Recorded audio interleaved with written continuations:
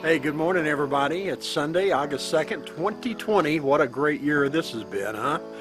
I am standing out here in the Tiki garden this morning. Thought I'd give you a quick little tour. I've got a nice busy highway over there, so apologize for the cars if they come. As you can see right here, I've got some upright elephant ears and all kinds of little tropicals. Philodendron, we nicknamed that Phil. And then right here I've got a Borneo giant that's working on growing right now. Out there underneath the oak, I've got a whole bunch of cold hardy palm trees growing. I've started those from seeds back in January, and I've got some more of those right over here. We finally got us a place out in the county, and the missus had to have a pool, so we got a pool. And I planted some palms over there, all around actually.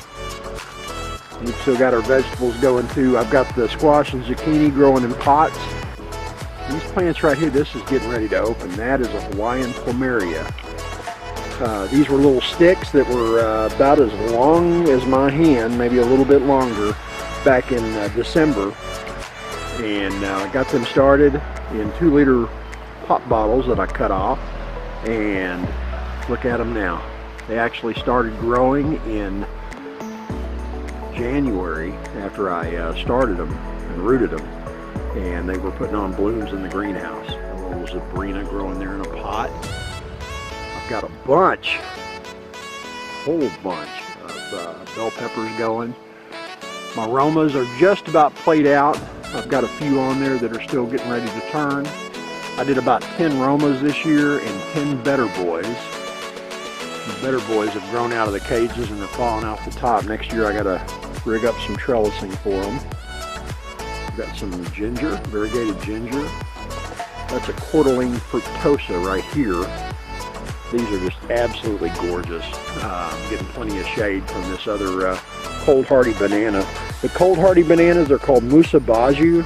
You can cut those off at the ground after the first frost, mulch them extremely deep and heavy, and they'll come back every year. Here's another one here. This one went through the greenhouse last year. That one did not, it just grew right back. And then over here, of course, I've got some hibiscus as well. This is a Washingtonia Robusta, or Mexican fan palm. I'm going to insert a picture on what it looked like when I first got it last year. It has grown like crazy in the ground, and it grew in the greenhouse for me as well. This is the mother Zabrina. You know, I had that one in the pot over there, but this one is the mother. I dug it up last year at the end of the season, took it into the greenhouse, and brought it out this spring, planted it, and she is really taking off. I'd say the top of that leaf is about 10 feet.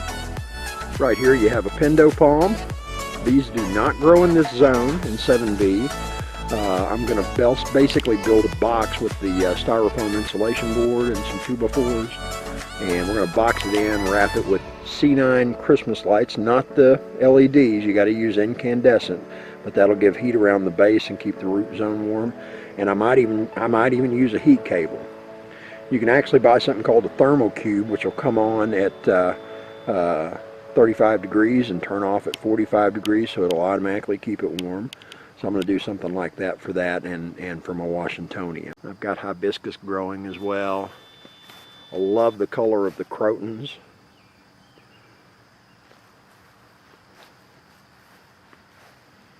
Isn't that gorgeous there? This is just a Majesty palm right here. And over by the pool area, I'm going to turn slowly so I don't make you sick.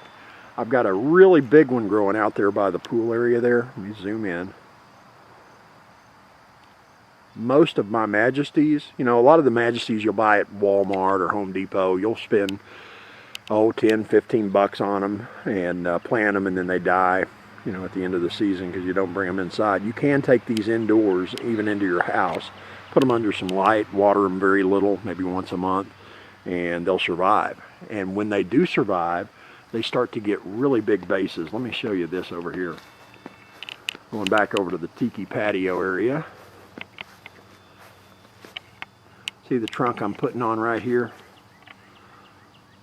This is in its 3rd year. I've got a bougainvillea here. Bougainvillea? Bougainvillea. Bougainvillea. Bougainvillea. Starting to put on some blooms. They look like little paper flowers. They're very cool.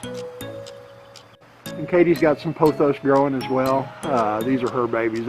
She just loves them because you can take a cutting off of that, stick it down in the water, and it'll start putting on the roots. I've got a couple of Heliconia Restradas growing right here. This is the best one that I've got in a nice big pot. These things are called the lobster claw plant. I'm going to post a picture right here what it looks like when it blooms. It might be another year or two before I start getting blooms on this, but man, they are absolutely gorgeous and something that you don't find around here, and so I want it. I've got a baby orange bird of paradise that has a long way to go. It's basically in the same family as the Heliconia there. And I've got another smaller Heliconia going over there. Now this thing, I thought it died, but because the wind blew it over. We had a big windstorm this spring. It blew it over. It had one leaf on it. And looky there. It's got a rhizome underneath there, and it'll start sending out new shoots. Foxtail fern. This is a regal shield. Love the backside color of this. Let me zoom in on that just so you can kind of check the striations and the color on that. Amazing. Here's my other Plumeria right here. Another orange bird of paradise. And jalapenos. I need to harvest my jalapenos. They're starting to turn red there. So I've got some nice red jalapenos and some green ones going here. Another Plumeria right here. And I'm about to get an opening on. So when you think of Hawaii, you think of leis. Well, this is what they actually make the leis out of. This is a Plumeria flower. And as you can see, this one is putting a bunch on right now. We've actually taken about 3 or 4 and stuck them in water because the wind blew them off, the storm we had the other night. But they are absolutely gorgeous. Look at the color. This is a Windmill Palm, also known as a Trachycarpus fortunei. I'm going to put a picture of it, what it looked like last year right here when I bought it. I've actually bought it as a 3-gallon pot. This is my best one that I've got growing right now. And ignore that grass. With a day and a half off a week, I just haven't had time to weed. These are a couple of Walmart sagos that I've had for a couple of years now. This one's about 1.5 years old here. I've got another one just like it, but it is growing like crazy. I love this thing. This is a dinosaur plant. The sagos were growing back during the times of the dinosaurs, and they're starting to die off because down in Florida they get scale real bad. Here's my other sago. Feels like Jurassic Park. It is really big though. Look at that. I've got mint growing over here like weeds, so when I need mint for my tiki drinks, it's fresh. And we've got some crepe myrtles growing, different colors, which adds some nice color. I think I'd rather have palm trees, but the crepe myrtles are nice. And of course I've got some petunias going here. Lots of little plants around the tiki bar as well. Monstera. We love that thing. The wind got so bad this spring it knocked the pot over and broke a couple off, but it's got these amazing air roots. So tropical. This is called the Ufo Plant right here. I don't know why. I guess because it has saucers. I tried my hand at carving tikis a while back. I thought I'd carve Greg Brady's tiki. Nothing to write home about there. These are called Parlor Palms, little bitty palms. I had some little tiki light holders, and so I popped the light out and stuck them in there. And I made those direction signs. The mileages are correct on the tiki bar.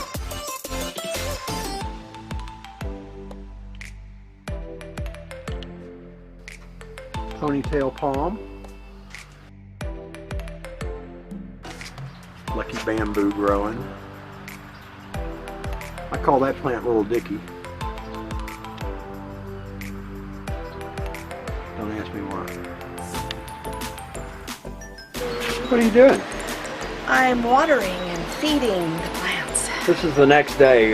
Yesterday I did the morning walkthrough.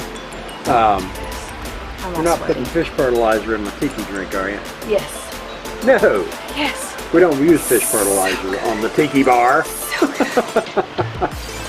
What do you think about that, Chico? Guys, if I haven't introduced you, this is Chico the chimpanzee right here.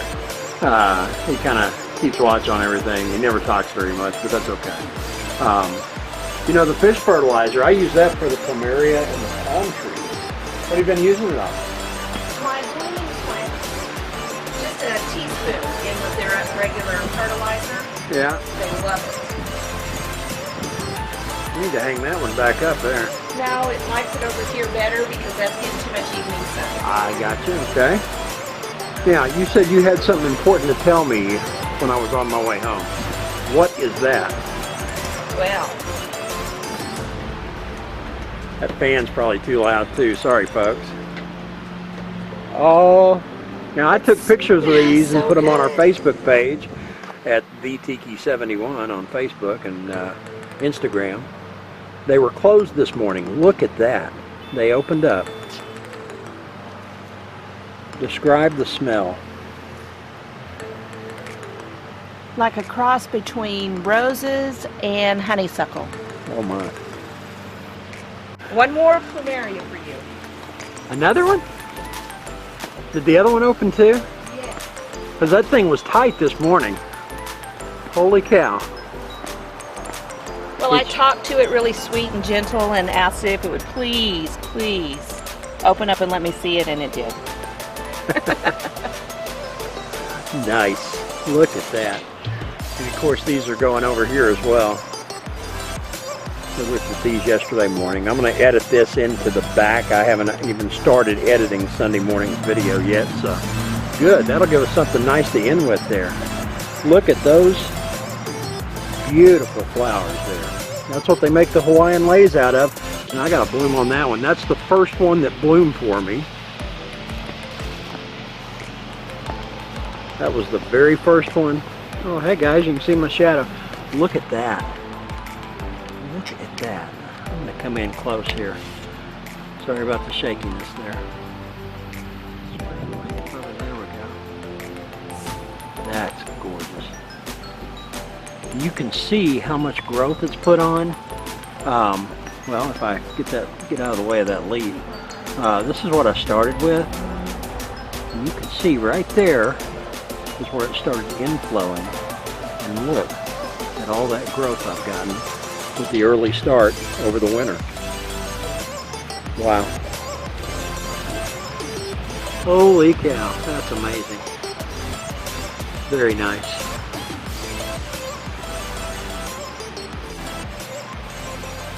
Everything's looking good. Let's go in the greenhouse here. I'm afraid, I'm embarrassed to show it to you. It got hot in here and I have not cleaned or done anything. I'm going to clear this thing out, of course, before winter time, but these are my cold hardy windmill palms that I've got growing in the cups over there. When these are growing in the wild, they're in the understory of all the trees and brush and stuff. So they're not, you know, they don't have to have a lot of light. They don't need any light to germinate. And then they don't have to have a lot of light to grow until they get bigger, and then you start introducing them into the light. I'll walk back over here and show you what I'm talking about. So these have been growing since probably March, and they're putting on some really good straps. They're starting to put on new leaves as well. And these over here were my very first. I've got them now to where they're getting partial sun in the morning, a little bit midday, and then that's it. Upright elephant ear here, and then the Borneo giants over here. She's starting to grow, loving this time of the year. Oh, I got a new leaf coming in too. Very nice. Guys, I want to thank you for coming along in the garden yesterday and today. I got home from work. Katie said, oh, you got to see it. The Plumeria is open. And when I saw that, I knew I had to add it to the back end of this video. I want to thank you, though, for coming along. If you haven't already, click the subscribe button down below. That way you'll know when we're uploading new content. And if you hit the bell icon, you'll know when we're live streaming. That's coming in the near future here, I hope. Down in the description section, you'll actually find a link to our Amazon storefront. Basically, it's the stuff that we use here and we believe in. And if you click on a link for that, we'll get a small commission. It won't cost you 1 extra cent. Sometimes it's as little as 1%, so we really don't make a lot of money off on it. But it will help offset the costs of video production and doing all this stuff. So we appreciate that. And if you have any questions, hit me up in the comments down below, and we'll talk to you soon, and have a great night.